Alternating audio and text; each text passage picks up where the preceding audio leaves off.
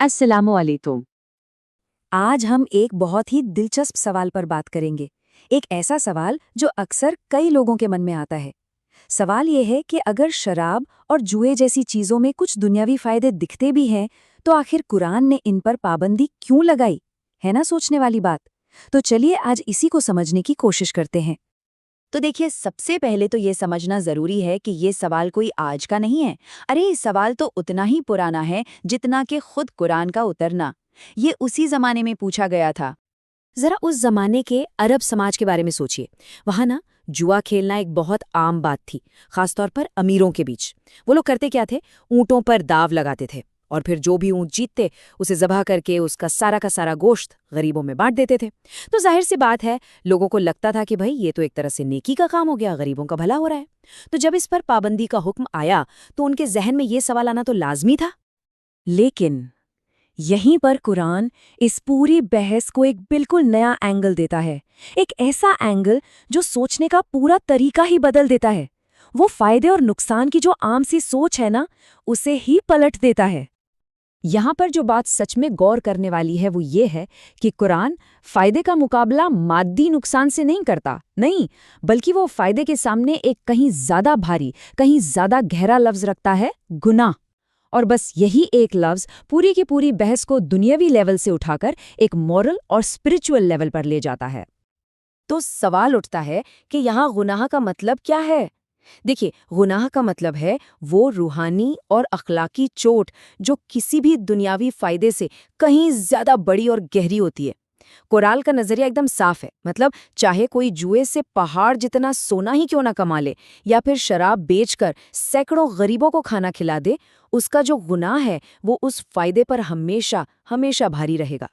तो फिर सवाल वही है कि आखिर ये गुनाह है क्या, ये नुकसान पहुंचाता किस चीज़ को है। चलिए अब इस पाबंदी की बिल्कुल जड़ तक चलते हैं। और इसकी जड़ छुपी है एक बहुत ही बुनियादी हकीकत में। वो ये कि इंसान का सबसे बड़ा शरफ, उसकी सबसे बड़ी इज्जत, उसकी पहचान, उसकी अक्ल है। जी हाँ, हमारी अक्ल। यही तो वो चीज़ है जो हमें इंसान बनाती है ना? सोचने की, समझने की और सही गलत में फ़र्क करने की ताकत। और नशा, चाहे वो शराब का हो या किसी भी और चीज़ का, वो क्या करता है? वो सीधा इसी अक्ल पर हमला करता है। वो इंसान की सोचने समझने की ताकत पर एक पर्दा डाल देता है।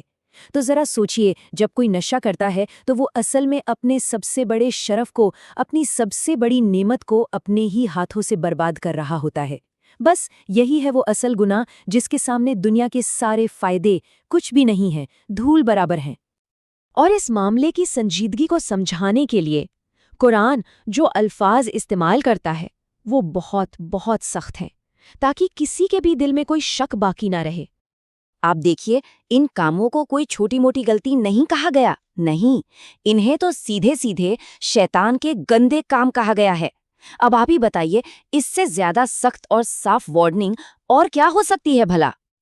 और ज़रा इस लहजे पर, इस टोन पर गौर कीजिए। ये कोई प्यार से की गई गुजारिश या कोई मशवरा नहीं है। ये तो एक सख्त डांट है, एक ऐसा सवाल जिसमें हुक्म छिपा हुआ है। तो क्या तुम बाज नहीं आओगे? ये अंदाज ही बता रहा है कि ये मामला अल्लाह की नज़र में कितना संगीन है, कितना नाकाबिले बर्दाश्त। तो अब इसी पूरी समझ से एक बहुत ही प्रैक्टिकल, एक अमली उसूल सामने आता है। एक ऐसा उसूल जो इंसान को एक बहुत बड़े खतरे से बचाने के लिए बनाया गया है। और वो उसूल बिल्कुल साफ और सीधा सा है कि जिस चीज़ की ज़्यादा मिकदार नशा करती है, उसकी थोड़ी मिकदार भी हराम है। इसे आप एक तरह का सेफ्टी प्रोटोकॉल समझ सकते हैं। तो इसके पीछे लॉजिक क्या है? इसकी वजह है लत, यानी एडिक्शन का खतरा। देखिए, शराब और जुए जैसी चीज़ों की फितरत ही ऐसी है कि इंसान बहुत जल्दी, बहुत तेज़ी से इनकी गिरफ्त में आ जाता है। इसीलिए उस रास्ते को शुरू में ही बंद कर दिया गया। ये उसूल एक मजबूत दीवार की तरह काम करता है जो हमें लत की खाई में गिरने से पहले ही रोक लेता है। तो आखिर में ये पूरी बात हमें एक बहुत ही बुनियादी सवाल पर लाकर छोड़ देती है। एक ऐसा सवाल जिस पर हम सबको सोचना चाहिए कि ज़्यादा कीमती क्या है, दुनिया का थोड़ा सा आर्जी फ़ायदा या फिर उस सबसे बड़ी नेमत की हमेशा के लिए हिफाजत जो हमें असल में इंसान बनाती है, हमारी अपनी अक्ल।